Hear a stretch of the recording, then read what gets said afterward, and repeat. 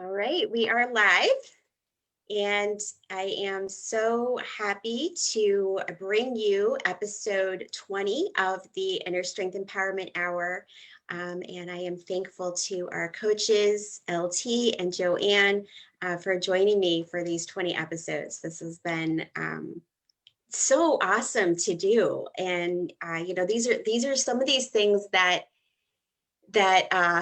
I have to be honest with you guys that I come up with are like on a whim. All of a sudden I'm like, we should do a talk show. So this is, and then we just start doing it. So so this has been amazing. We've gotten so much great feedback. And of course, I love having you ladies and your perspective.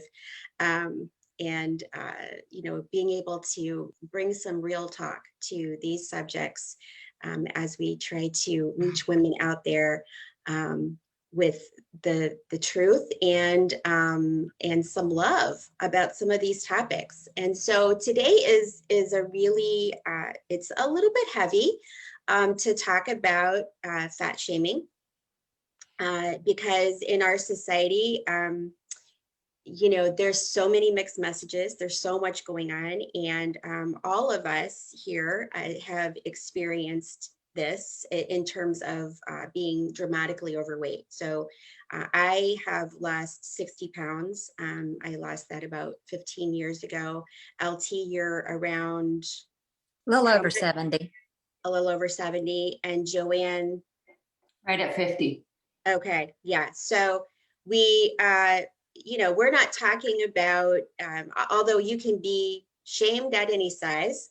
We all know that the bigger you are, the more difficult it becomes in terms of the society. So we've all been there.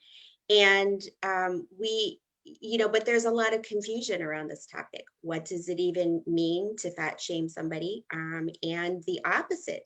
What does it mean to health shame? And how are both of these things and all of the different messaging that we get holding us back from our journey and really getting healthy? So I want to dive right into this. So can you guys think of a time when you were fat shamed? What was that like? When was it? Can you describe the situation? Well, I was thinking about it, and I really had to decide if it was, and I guess fat shaming can be unintentional.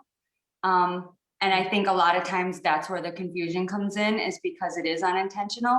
But I can remember I think I was about 28, 29 years old.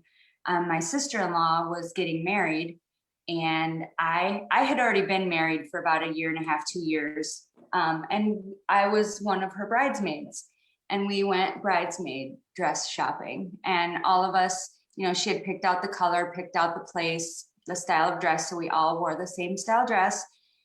And at the time, I'm pretty sure we had already started fertility treatments. And so I was already not feeling the best because I was bloated and on hormones and everything. And a lot of the girls in the wedding party were teeny tiny, like size 5, size 2, whatever. And I wish, back then I wouldn't have felt so bad about myself, but I was about a size 12. And I remember us all going up to the cashier to pay for our dresses, and my dress cost more. And I was like, and of course we were all in line together, and I had heard the prices of the other girls' dresses, and mine was probably like $20, $30 more. And I said, no, I got the same dress as them. Why is there a difference? We've all got the same dress. And she said, that's because it's a plus size and we have to use extra fabric.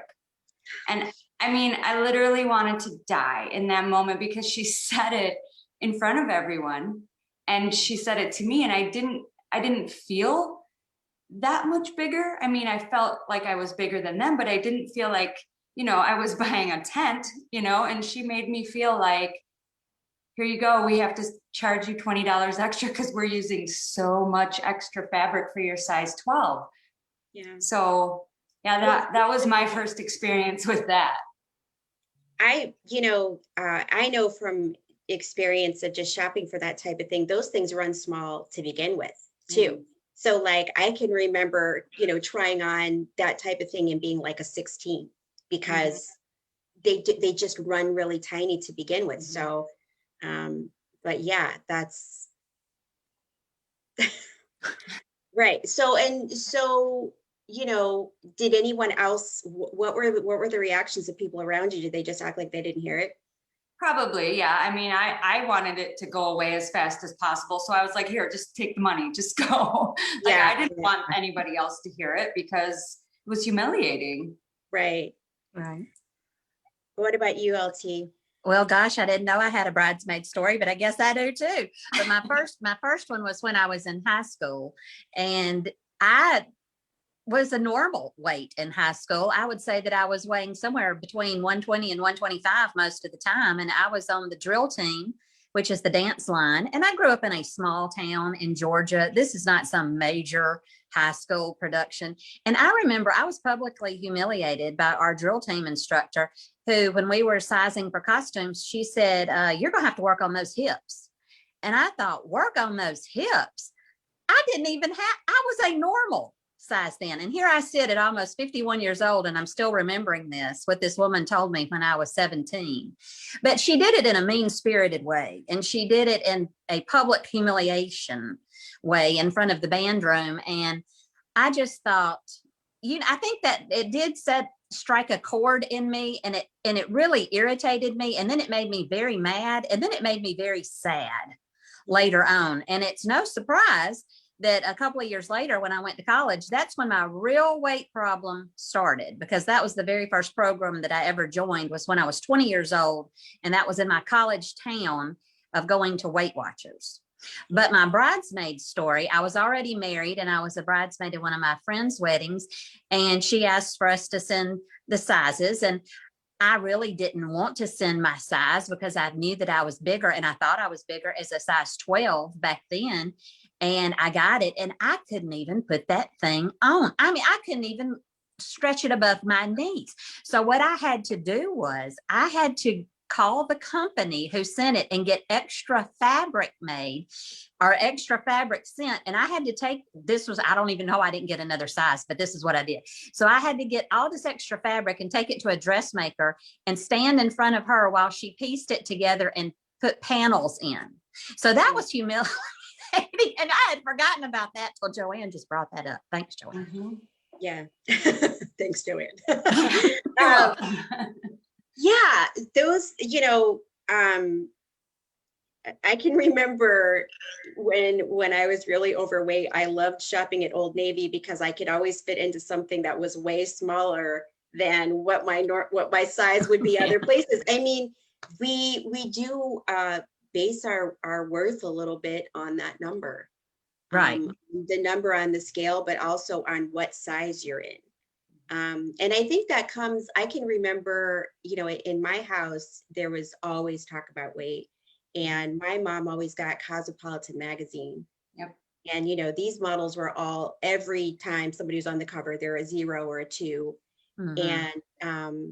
And that was just that's what you strive for, And I have a similar story to you, Lori, when I was in junior high, what they now call middle school for anyone who did not live back in the day when it was actually junior high.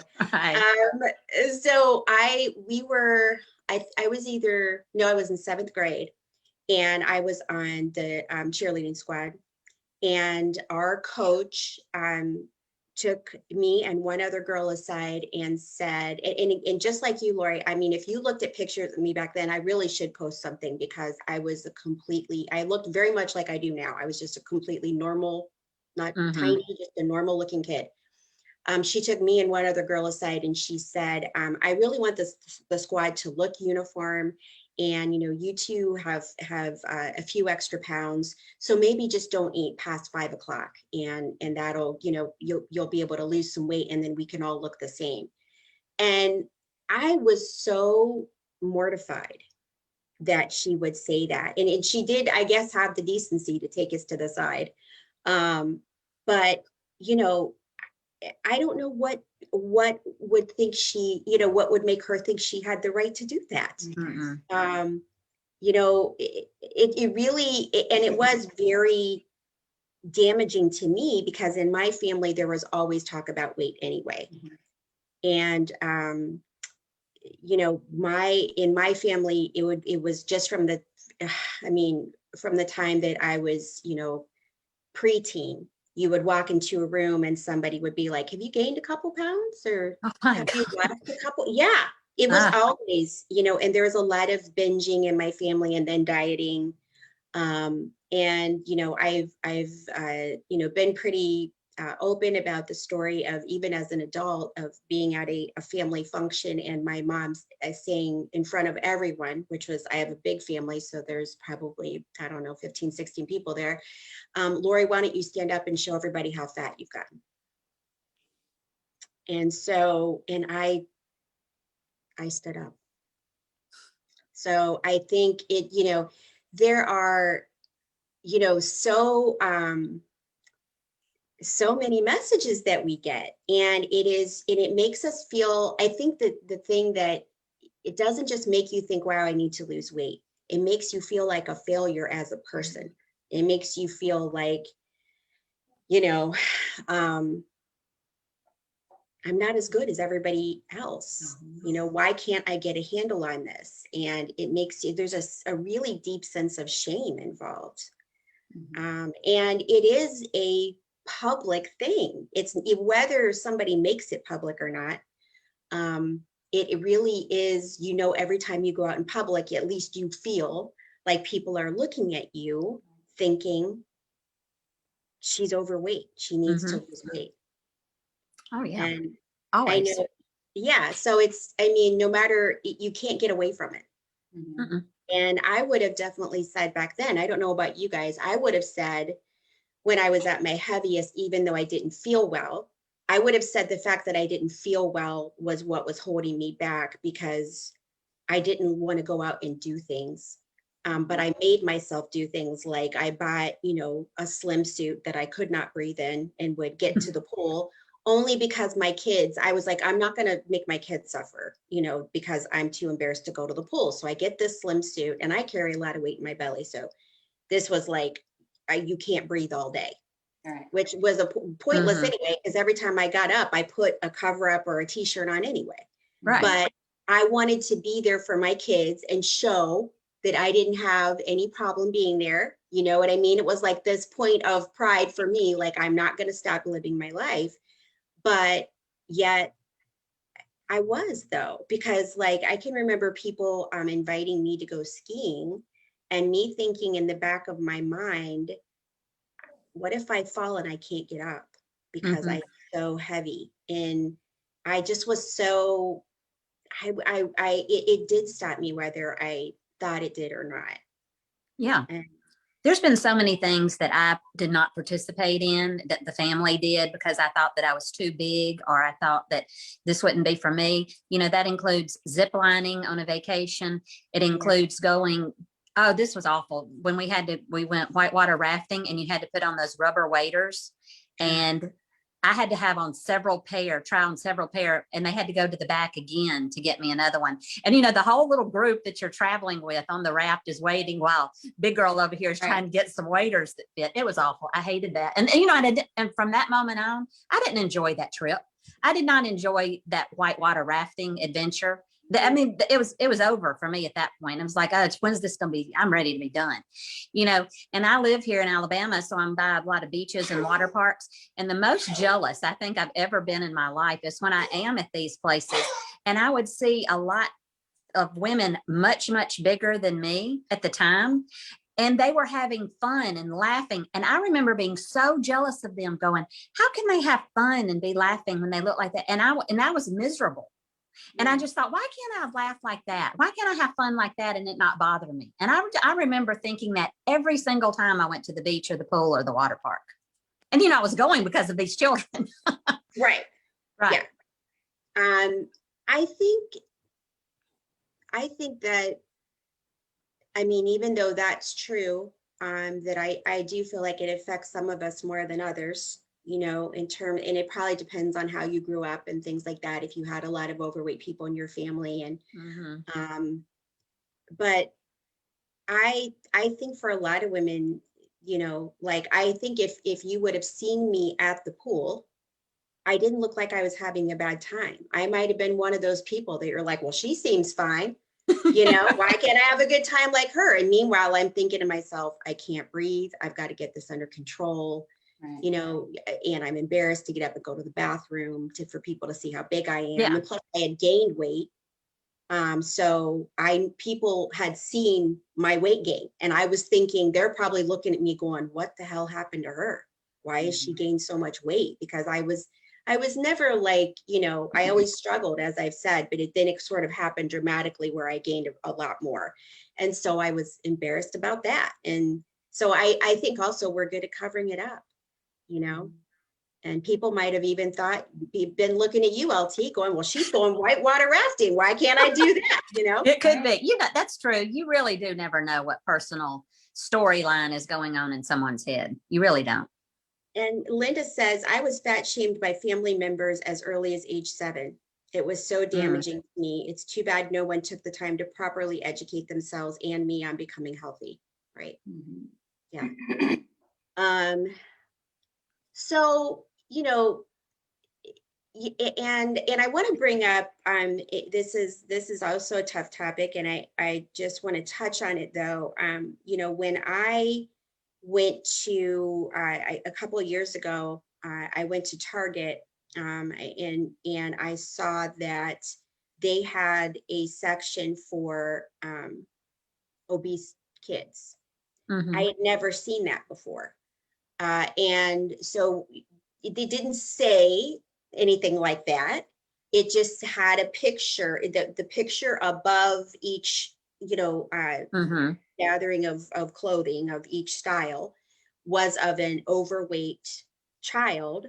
And I had never seen that. And two things came to mind for me, which is that, you know, of course you say, you know, like, as a nutritionist, you know, I know that the obesity rates in this country for children are skyrocketing. And I know that there are children as young as 3 presenting with heart disease.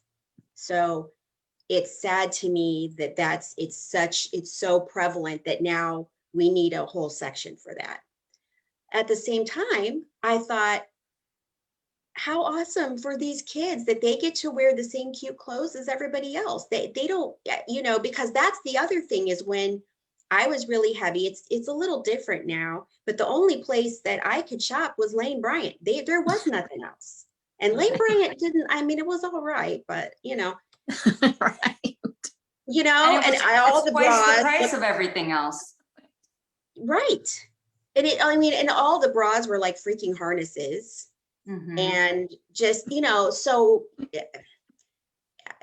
I had mixed emotions about it when I saw the kids stuff. I was like, you know, part of me was like sad that there are so many, because you know, like I've talked about, the studies are now showing that if a child is overweight, by the time they're 10, they have a 70% chance of being an obese adult.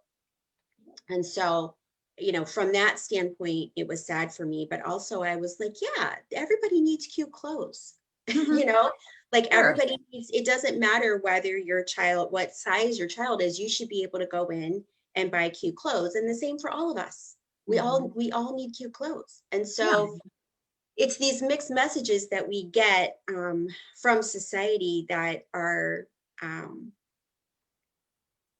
so damaging over the years. And part of that then is, you know, we finally, you know, get things under control and we lose the weight.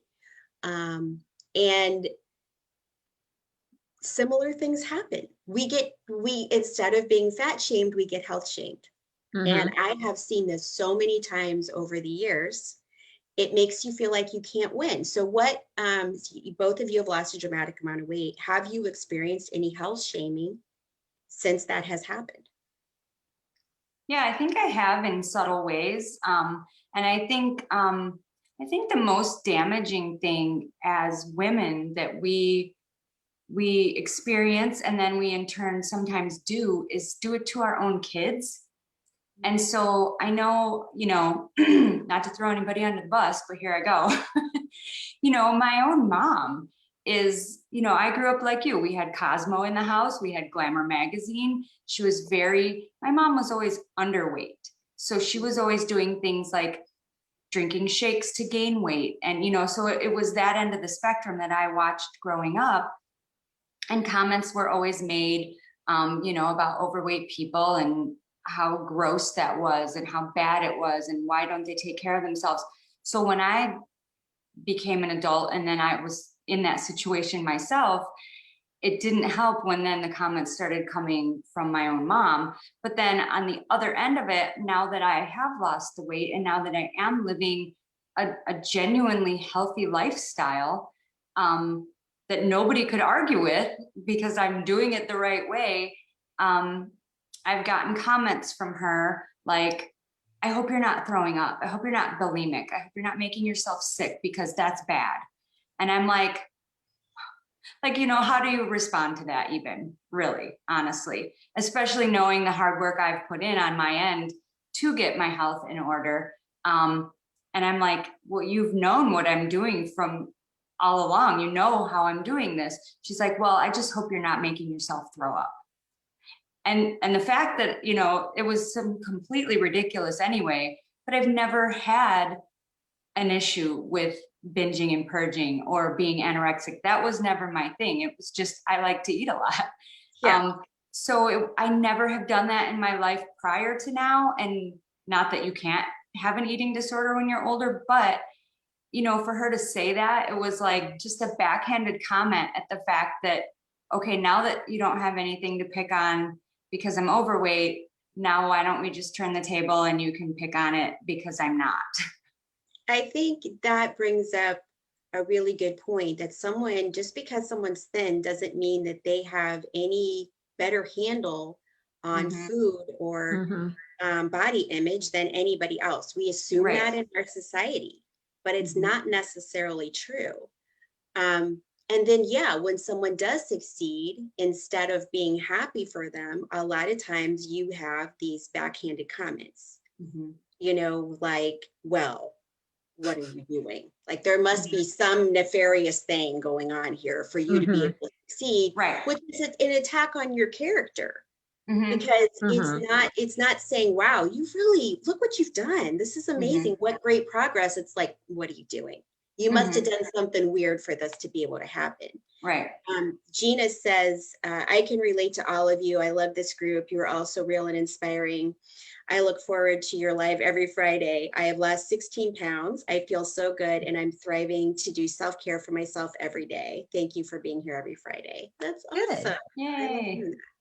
So what about you, LT? What about, have you, since you have, you know, gotten so healthy and lost all this weight, have you gotten anything from that opposite spectrum with the health shaming? I have gotten some subtle things like what Joanne's saying, but I will say for the most part, everything has been very positive, but I do get a, what are you doing?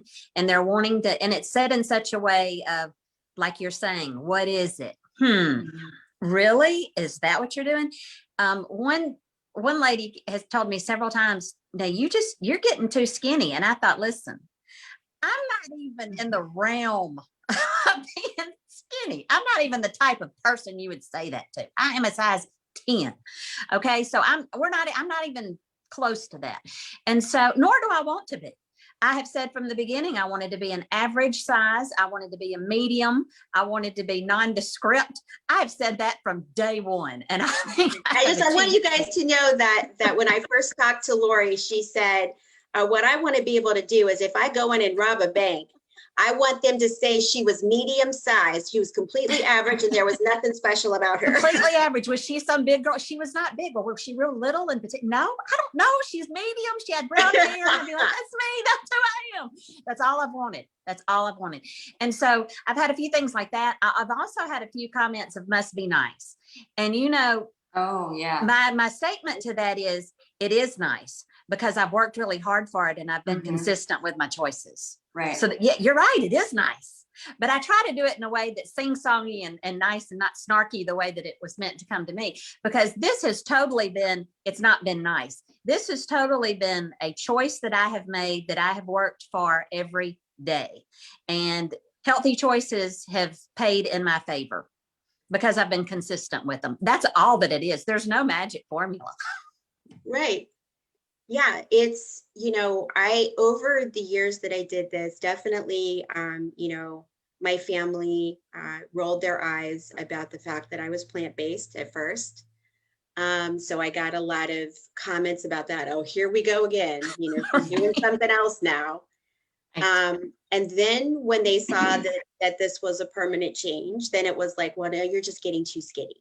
Like, and then it would be like, well, why can't you have some of this? And, you always used to eat that. Why can't you eat that now? Mm-hmm. Why don't you just try some of this? And,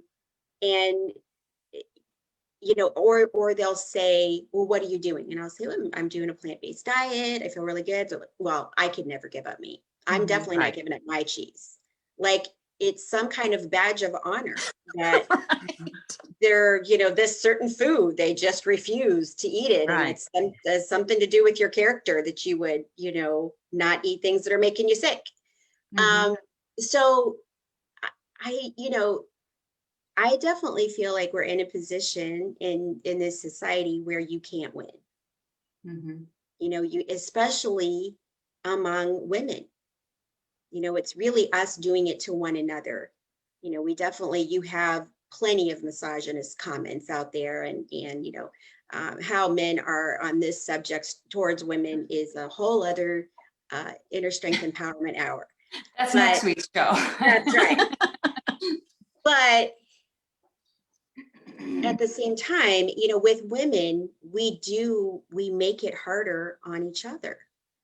And, we resent, like you were saying, LT, it's like you can resent someone, whether you think that they're having a better time than you as being a heavier person, or you can resent them because they're not heavy. We reserve the right to resent everybody regardless. That's right. And I remember, actually, I was at the pool several years ago, and there was one of my former clients there, and she was very overweight, and she just happened to be there because she lived locally. And so I sat with them and was kind of chatting with them, and we all had our kids there, and we were just hanging out at the pool. And a young woman walked by. I would say she was, early 20s. And I would say she's probably a good 250 pounds. She was a large girl, and she had a bikini on. And she was walking back and forth with her friends. And so we saw her several times. And the person that, I had seen there turned to me and she said, I would not be caught dead. Can you believe she has the nerve to walk around like that? And I just said, well, I think if she feels fine in that bikini, I feel fine about it. Like, I don't care that she's, good for her. Nobody's asking me what I think about her size. So let her live her life. I'm not here to judge her. Now, if she wants to come up to me and talk about weight loss, I am happy to talk to her. If she wants to talk to me about health, that's great. But she's not asking me what I think. And so I just think she should be able to wear whatever she wants, and I know that the person, that former client was sort of surprised that I would say that. I think she thought someone in my position would be like, I can't believe that, I'm going to go up and give her my card or something, which I would never do. So I just think it's, we do this to one another. And it's really, the person that I was sitting beside was dramatically overweight herself. And it's like, it doesn't matter. We hate on everyone, and it makes us distrust each other as women. So Gina says, I can relate to you, Lori. They think you're doing something bad and you're not getting enough protein. Yeah, always with the protein. Always. Yeah. Well, how are you getting your protein? I love it when people who are on 6 different medications want to ask me how I can stay healthy without enough protein. So Susie says, I started getting breasts at an early age and I was picked on. Yep. I think that's why I always wore huge sweaters and sweatshirts. It wasn't until 7 years ago when I got married and one of my friends went with bra shopping. She told the lady at the shop that I needed a bra that would make the girls be known. I was still overweight, but I lost some and wasn't as embarrassed. Yeah. That's the other thing. I remember, you know, that I developed, you know, early enough that there were comments made. And that's the other thing is like, you can't win that way either. I had a friend who was, you know, completely flat chested at the same time, and she got just as many nasty comments. It's like, why is I'm looking back at it now, why is my body or her body or anybody's damn business? Right. You know, how have we gotten here where we think it's all up for commentary? And who are those people to say that they're setting the standard? Right. Tammy says, yeah, the protein is all they ask you about. Where do you get your protein from? And also and the calcium. Yeah. They want to know about that. Give up this or that. And she said, I don't even explain myself anymore. Right. I mean, so you know, I think that's a good point too, is that you need to ask yourself who your audience is. Are they asking you because they truly want to know? In which case, of course, you explain. Or are they just asking you to be snarky? In which case, you just move on with your day. Right. Or put them in your place. That's mostly the case. It's people who just don't know, just wanting to run their mouth, basically. That's what I've heard. Right. Yeah. And we've seen so much of these images because on magazine covers or tabloids or whatever, when you're in the checkout line at the grocery store, they make such a production when a Hollywood actress or musician or something has just gained 10 to 20 pounds and they act like, oh, that's the end of the world for her. I mean, that's the way it's presented. And I've always thought it was so odd how some people that are successful, that are very, very large, I'm talking about like that lady Chrissy Metz on This Is Us, sometimes people just accept that are large, but they will just rake somebody over the coals who's gained 10 or 20 pounds. And they put them in the most unflattering light and take the worst picture of them ever. And I've always thought that was just odd. You know, I've always been, I can't imagine being a celebrity. No. Because if I'm just walking around my house, I'm looking like a hobo about half the time. They can't even go, they can't darken their doorstep without being Hollywood ready, or you're going to get, you're going to be your lifestyle at a bar. Right. Yeah. So some of these people who are more real, you know, I appreciate that. But I just realize either way, it's got to be impossible. They can't win, just like we can't win. No. And, you know, yeah, I feel the same way about people like Lizzo and Chrissy Metz and whatever. Like you know, people will be like, well, that's not a good role model. It's like, I don't remember either one of them saying they were a role model, like for weight. I mean, if they have, I've missed it. But you know, they're actresses and singers and whatever, and they can just be whatever size they want to be. I don't see any reason why we have to make everything into the way that you carry your weight is up for debate, unless you're making it that. But the problem is that we do know that, like, so with somebody like Chrissy Metz, we've talked about her before, beautiful, amazing actress. That's all I have to say about it, unless somebody asks me about her health, in which case I would say I fear for her. I fear for her health. I think anybody's body, you cannot carry that amount of weight for a long period of time without having health issues. Same thing with somebody like Lizzo. So if you're asking me from that standpoint, that's what I would say. But the problem is, what I recognize, having struggled with my own weight, is that there are so many mixed messages just within our own diet industry, And just within our, like our government puts out the food plate. It used to be the pyramid. We all grew up with the pyramid, right? And now they got sued because the pyramid was basically based on government subsidies. And so they got sued by the Physicians Committee for Responsible Medicine, who said, you are basing this not on what's healthy, but what you want to sell. And so they had to change that. So they came up with the food plate. And if you look at the food plate, it's 50% fruits and vegetables. The standard American diet is 5% fruits and vegetables. And most of that is white potato and corn. So you look at the huge disconnect between what our government is subsidizing, which is processed foods and meat and dairy, and alcohol. I don't know if you guys know this, but our government does subsidize alcohol. About 13% of our government subsidies, which are our tax dollars for subsidies, go towards alcohol.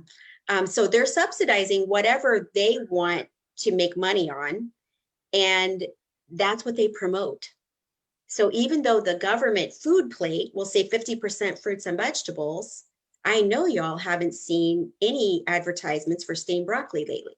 Mm-mm. It's all, it's all the they got milk, pork, the other white meat, the different types of always with the cheese. Yeah. Beef, it's what's for dinner. Right. It's all, we all know that those slogans are stuck in our head. Broccoli apparently is not for dinner, but beef is. So who cares if you got fruit, because what you need to got is milk, like these are the things that stick with us. And so, but yet if you go right to the government and say, well, what's healthy, they're going to hand you the food plate, which is nothing like what they promote and nothing like what we eat. And so it is confusing for everybody. And then you get into the diet industry and everybody, I hear this all the time. People will talk to me, women will say, I'm really struggling, I need to lose weight. But everybody I go to says something different. And so I want you guys to realize that if you go to a dietitian, okay, I am not a dietitian. If you go to a dietitian, they are required to take a government program. All dietitians across the board take a government sponsored program. And when they do their continuing education, that also has to be through government, approved entities. And that promotes meat and dairy. That's what they are trained to do. When they have their big, conventions and different things like that, they're sponsored also by places like McDonald's. So they are promoting the standard American diet. And that is what is killing us. We have the people who are consuming a standard American diet. This is why we are, leading the world in disease and obesity, because of the way we're eating. So from here, but then we hear a lot about body positivity. That's the new buzzword, right? And I don't know if anybody really knows what that means, right? Because you hear a lot of different explanations and definitions for it. So what do you guys think that means? And I guess, how do you think that society means it? And do you think that is the right thing? Do you have any thoughts on it? Well, I have some real concerns with it, because I think what has been set up over the years is either you're thin or you're overweight. And those are the two choices. And if you're thin, you can love yourself. And if you're not, you need to do something about it, and you can't possibly love yourself. And I feel like what has happened, and just because now I have 2 teenage daughters and I'm more exposed to social media than I would like to be, I'm seeing a lot of things on like TikTok, especially. That's one of my kids' big things that they're on. So I'm on it, keeping tabs on things. And I'm seeing a lot of these things like hashtag body positivity. And they're young girls you know, maybe in their late teens, early 20s, and they're writing like funny little parody songs or things about body positivity. But I feel like they have it wrong. You know, I feel like they're overweight and they're saying, and that's okay, I love myself. And that's okay, you should love yourself. But that's not the end of the story. And I feel like it's, you know, we're in such like a all or nothing sort of society where either you're thin and that means you're healthy, which we know that's not true, or you're overweight. And now all of a sudden we've swung to, you have to accept yourself as is, being overweight. And really that's an unhealthy message, I think, because anybody that's overweight, anybody, even if they say I have a great body positivity or I have a great body image, well, good for you, but I've been overweight and I know what that feels like. You don't feel good.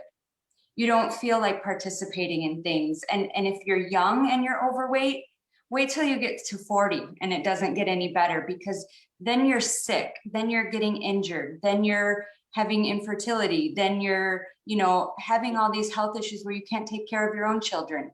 So I feel like the pendulum has swung to, we just have to accept being overweight because that's what our culture promotes. And that's what our culture wants. They want to keep you fat, sick, and overweight and unhealthy so that they can profit from that, because there's so much money to be made from it that now it's almost like, okay, let's accept it. And I feel like that's a really, you know, toxic message to send. You should love yourself, yes, but enough to care about your health. And I think that's where the fine line is that we've crossed. Absolutely. I think it's, you know, there is a difference between loving yourself and there's a message right now that a lot of what I'm hearing is people can be really dramatically overweight and they'll say, but they're healthy. Mm-hmm. And here's the thing, this is just from a clinical standpoint, obesity raises your risk for every Right. type of disease, every disorder, everything. It's not healthy. Can you love yourself? Absolutely, and you should. Can you be beautiful? Absolutely. That's a totally separate topic. Mm-hmm. You know, I see women all the time that I think are gorgeous that aren't, you know, that are overweight. That doesn't make any difference. But when we confuse it with health, body positivity and health are, you know, we've got to get this right, especially in younger kids. Do you have any thoughts on this, LT? Yeah, that's exactly the way I was going to say it, is that it is different. The health is different than the other. And as long as you are healthy, even if you do still have some weight to lose, that is different. That is totally fine, I think, because it is a process. People are going to, I've been many sizes on my way down to get to where I am now. And I've been healthier at each size as I'm going down. But, you know, it's not the same thing. And I remember even being told before, you have a pretty face if you would just lose some weight. You know, and that's not that's a backhanded compliment if there ever was one. And so I just think that, you can, that is the way that you are going to be successful. And I'll speak for myself. That's the way that I became successful, is that I really stopped berating myself and treating myself like a dog and talking just horribly. And I switched it to, you know what, I'm going to love myself enough to do this. And that made all the difference in the world. So I'm all for body positivity when it's concerning that aspect, but it is different. And it is the mixed messages because of what you're getting on those magazine covers, because they're berating actresses who've gained 10 pounds and they're taking a horrible picture of her. Right. And then, right. So it's like you're half the time we're talking about self-love and body positivity. Half the time, like, oh my God, can you believe? Oh my gosh. She clearly has let herself go. Right. Right. It just, and there is just no way to win. It's right. No. And I think that's it where I see it play out and what I do for a living is women will say to me, I just give up on this. I don't, you know, it makes you feel like there's nothing you can do. Right. because there's, there's no right answer. And that is, of course, also has to do with, the diet industry and all the gimmicks that are out there, that, that you got the shakes and supplements, you got the low carb, all these things, the calorie deprivation that have never been shown to work long term. But people get so desperate from hearing, they're so overloaded with all these messages, and they're like, okay, I just need to get the weight off. Instead of looking at it like, I love myself, I want to get healthy, I need to change my lifestyle. They, I talk to women who I know that's what they want. They want me to say, here's the quick fix for you. Yeah. They want the And- quick fix, and then they'll start eating the right way, but just get it off first, and then I'll start doing it. Right. No. Right. Okay, I did that. I mean, y'all know I've done 26 programs. I did that. I wanted the quick fix. And then once I had the fix, then I would do all the necessary steps. But you've never gotten rid of the addiction. You've never gotten rid of the hold that food had on you, and the way that you look at it, and the way that you comfort yourself, or when you're frustrated, or, so once you look at that whole package, then you can start to make the lifestyle change. And I know that better than anybody, because I have just been up and down way too many times in my life. Yeah. Yeah. And it's so, you get beat down by it after a while. I mean, just on the floor. Yeah. Your spirit is broken. Right. Yes. And so you've tried all of these, diets that were supposed to work, that were never designed to work in the first place, but you didn't realize that. And you feel like you have failed at these diets. You feel like, well, what's the diet? It must have been me, all of these, because I can't have failed at all of these diets unless it's my fault. And then on top of that, you're getting all these mixed messages about body positivity. You are. The fat shaming, the health shaming, that's the other thing, is you try to get healthy and everybody around you was like, you can't just go out for one drink. You can't just, have a cheeseburger just today. It's yeah. And you've spent oodles and oodles of money in the process. Right. Right. That's the other thing I hear, is people are like, you don't even know how many thousands of dollars I've spent trying to get healthy. I'm like, girl, yes, I do. Yes. And so when somebody like me comes along and says, you don't need any of that, I'm going to teach you how to get authentically healthy without any of that. There's two things that have happened. Number one, they're skeptical. Like, I don't know. Sure. I don't hear your gimmick in there. So I don't think you have anything for me. But then the other thing is that they're overwhelmed.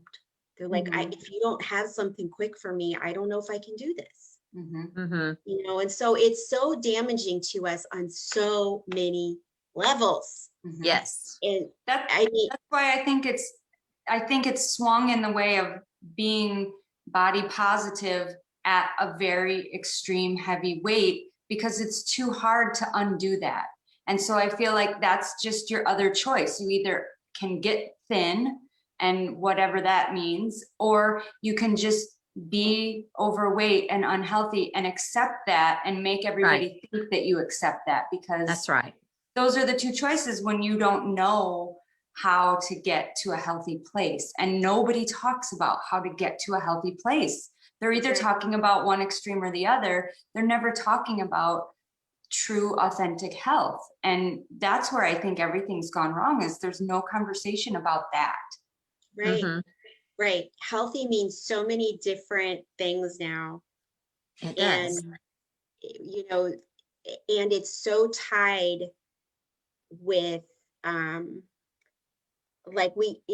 that's where the body positivity message kind of goes awry, because you don't, it really is two separate conversations, and we're turning it into one.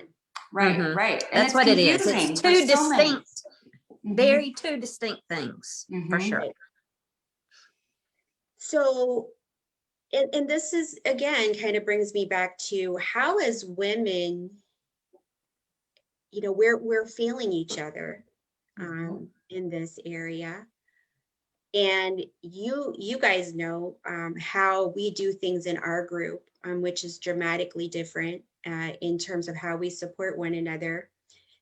I'm wondering if you guys can say a little bit about how you have, come from this world that we've talked about today, of being, just tossed around in terms of your thinking and your body image and all of the stuff throughout your life. And then coming into the group that we have created in terms of getting healthy, and how has that sharpened your perspective on what we're doing wrong as women when it comes to one another and how we're supporting each other in this journey. Well, the thing I see a lot of is sharing of misinformation. And when somebody gets on, oh, I'm doing these shakes. Oh, and then all of a sudden I'm going to tell my neighbor about it. I'm going to tell my best friend about it. And then they're going to promote it. And then, oh, now somebody in our circle is selling it. So now we have to support them by buying into their whatever $80 shakes. Posting on Facebook, oh, my friend wants 12 people to lose 10 pounds. Right. So Drinking this coffee. Yeah. Yeah. Drinking the coffee. Right.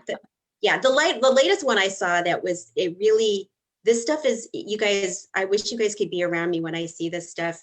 John probably cringes as I'm scrolling on Facebook because I see these things and my head literally explodes.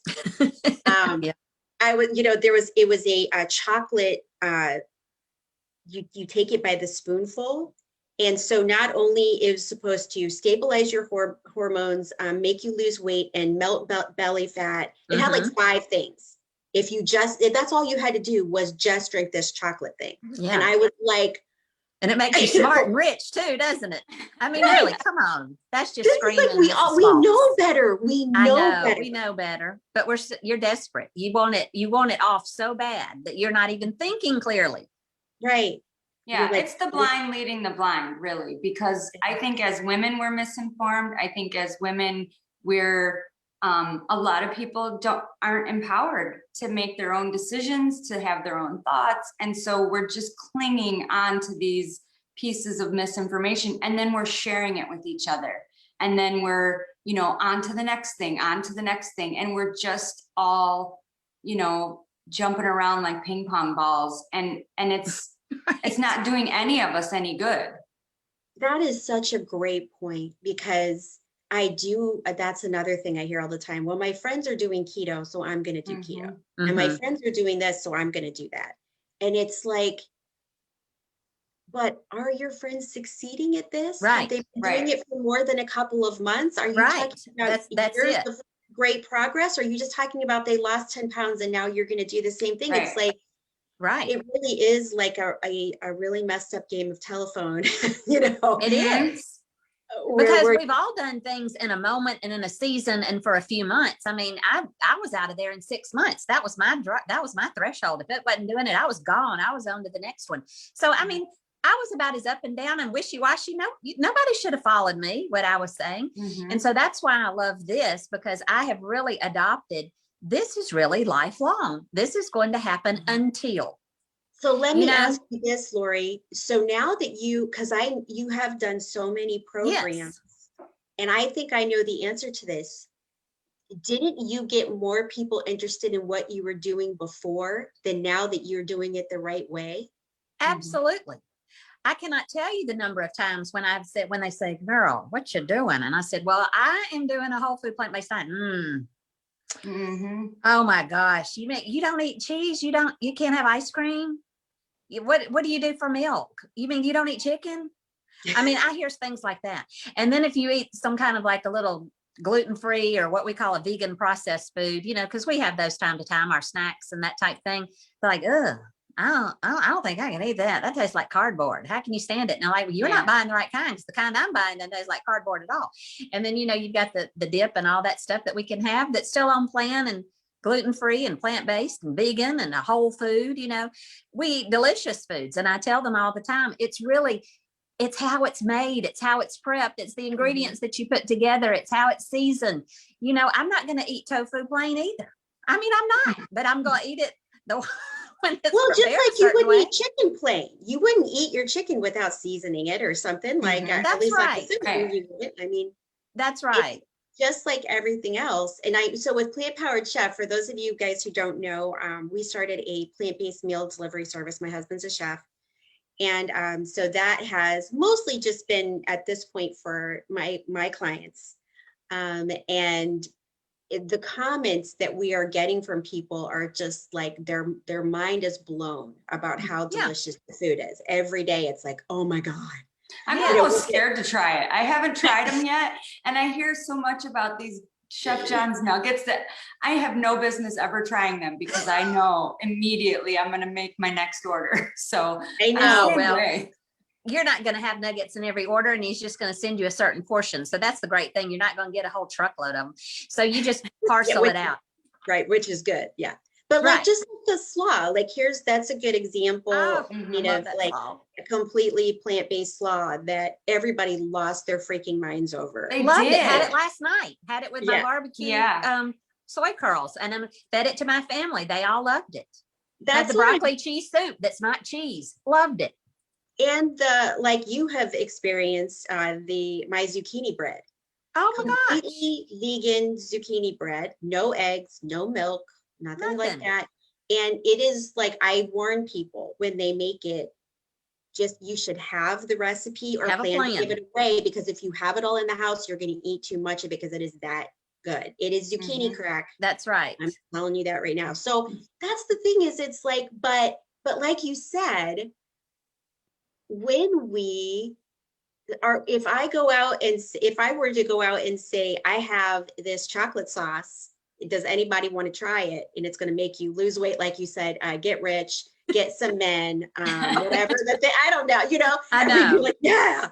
But if I'm like, hey, I can help you get authentically healthy and live your best life, they're like, nah. I don't know, because I like those Doritos too much. I don't know. I'm a little Debbie girl. I can't do it. Well, listen, I was too. And I'm telling you that I don't miss any of that, and I'm not deprived with any of that. I still have pies. I still have cake. I don't have them every day, but I mean, they're vegan, they're gluten-free, and they're made with decent plant-based ingredients. And then, Christmas cookies, did all of that, gave them away, gave them to the neighbors, even had a neighbor say, I'd love to have the recipe for those cookies. What kind were they? And I'm like, let me just tell you, they were vegan and gluten-free. And they're like, no. I'm like, yes, wanted the recipe.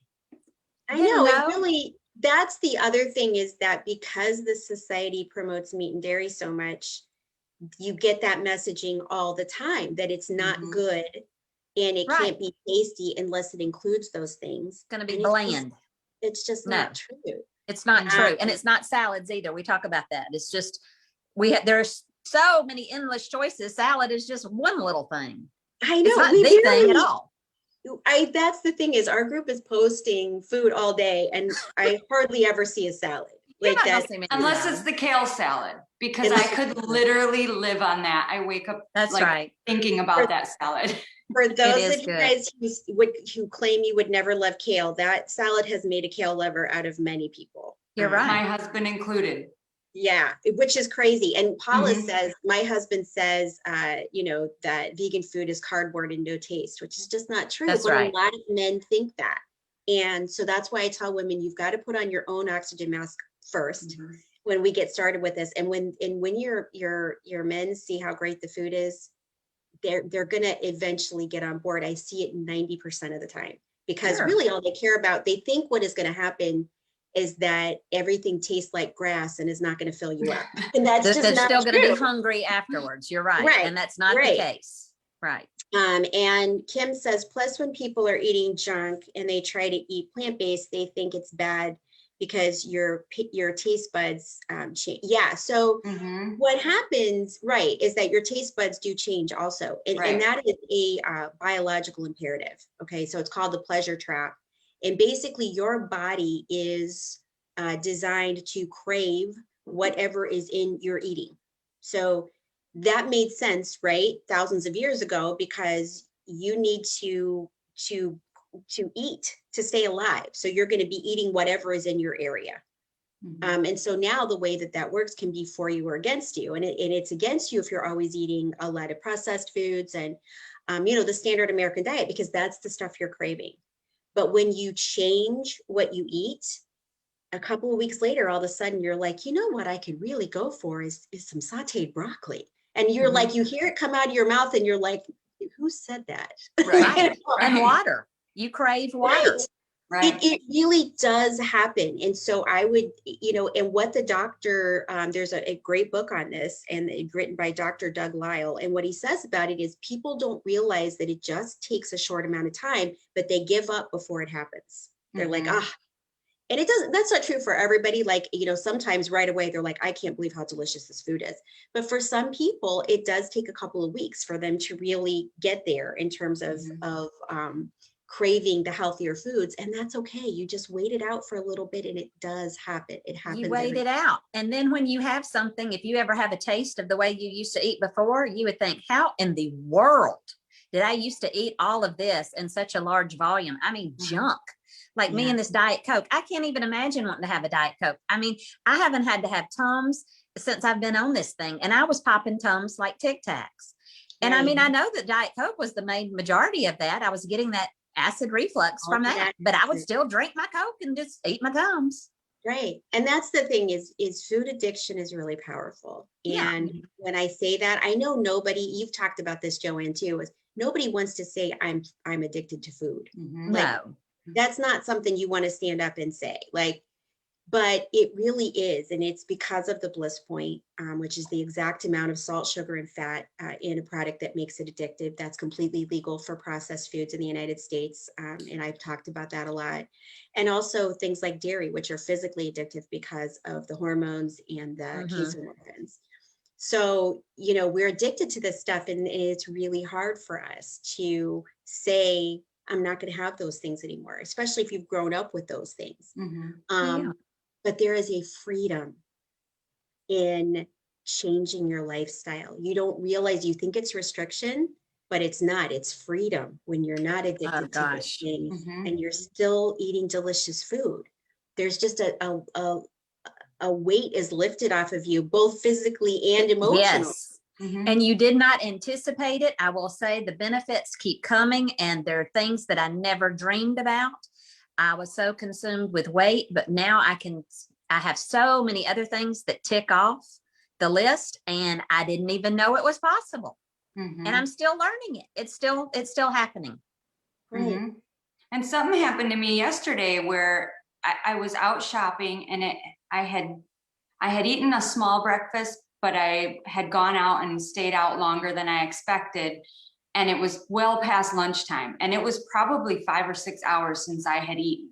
And I didn't intend for that to happen because usually I'm prepared. But I came out of the grocery store and there's a Popeye's chicken right across, like in the same parking lot. And it was a nice day. So I had my windows down, and that fresh, fried food smell just came in my car. And my brain, any other time, like before I became plant-based, would have gone through that drive-through and gotten a biscuit or gotten the mashed potatoes, just something, because I hadn't eaten in so long.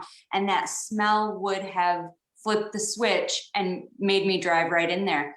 And so when I smelled that yesterday, I thought, oh, that smells like fried chicken. Like, it did not even trigger any kind of, oh, that means you need to get it. It means you want it. It means you're hungry now. I didn't feel any hungrier. You know, that toxic hunger that just won't let you drive past a place. I didn't have that toxic, and that's been for a long time, but that was really, I really noticed it yesterday with that smell. I was like, this smell doesn't even tempt me anymore. Right. And that's freedom right there. That's what we're talking about when we say it's freedom. And it made me feel in control. Yes, you are just not drawn and pulled to it and got to have it. It's like, I'm making healthy choices and I am in control and I feel better. I look better. My numbers are better. My doctor's appointments are better. My outlook's better. The way I talk to people is better. Everything's better. Why would I even want to think for a second of going to Popeyes? I mean, but before it was such a thing. I would do it in a heartbeat before. Well, listen, I was right there with you going to Wheaties. I mean, I saw that's you what there. I would have been doing. But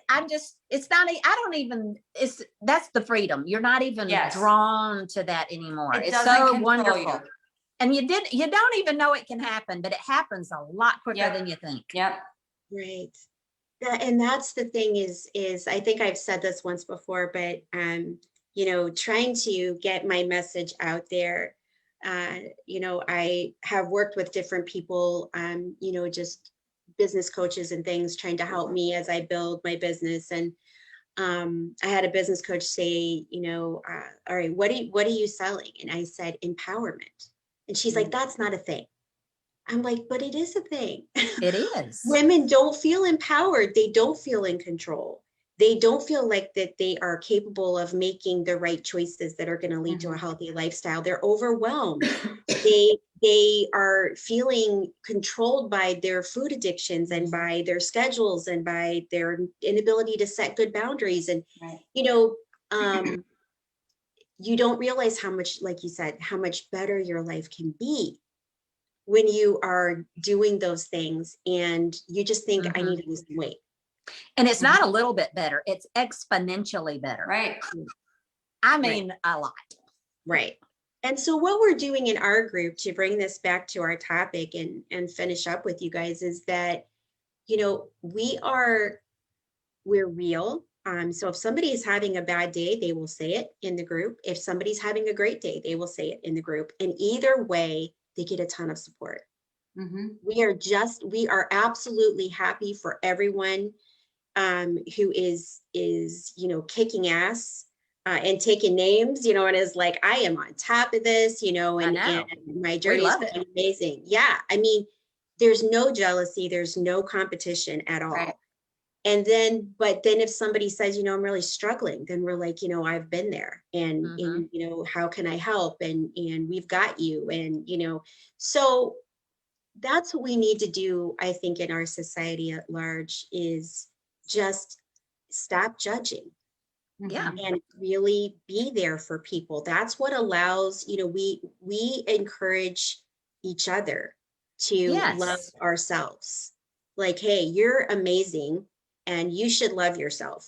Right. And that's what we need to be doing in our society at large instead of judging every little thing that somebody does. Yes. We're like, get out of that negative thought pattern and come on. You've got this, and this going for you. Let's rally. And that's what our group does that beautifully. We really do straighten each other's crowns. It is true, because when you straighten somebody else's crown, not only does it help them, it helps you, and it helps the lady watching you do it. Right. Right. Yeah. And that's, I think for all of us too, who have children, it's, it filters out when you're in a community like that, it filters out into your relationships and how you parent, how good of a friend you are, how you deal with your spouse who might not be healthy. Like all of it is that, core of when you really, you're in a supportive community, you really decide, I love myself. And I'm not doing this to get skinny. I'm doing it because I love myself and I want to have a healthy body and I deserve that. That's right. It just changes everything, not just with you, but with everything around you. Because you make it okay for other people to want that too. Because I feel like that's a big overlying message in our society is that it's not okay to want that. And when you are the one in your circle, whether it's your family or your friends or coworkers, when you're the one that steps up and says, I'm going to do this the right way, I'm going to get healthy, I'm going to demand people around me have boundaries, or I'm not going to be part of that. You make it okay for other people to ask for that and expect that too. And it does, it makes a ripple effect to everyone in your circle. Absolutely. And especially women, because, we do feel unempowered a lot of the time, whether we even admit it to ourselves or not. I wouldn't have said that really. If you would have asked me years ago, do you feel unempowered? I would have been like, oh, no, I don't feel unempowered. Like I say what I think and I, you know what I mean? Like, but when the difference between then and now is like, it's not even the same person. Yeah. Because you're making the choices, you're driving the bus instead of being at the beck and call of what everybody expects and wants you to do. Now you're choosing, and that's what we're calling empowerment. Right. You are the engine of your train instead of the caboose. That's right. Yeah. Well, I thank you ladies so much once again for sharing your wisdom and being on the Inner Strength Empowerment Hour today, episode 20. And I think everyone, we had a lot of people watching today, and I know this is an important topic. I hope that part of this conversation spoke to you and made you think about some things and encouraged you.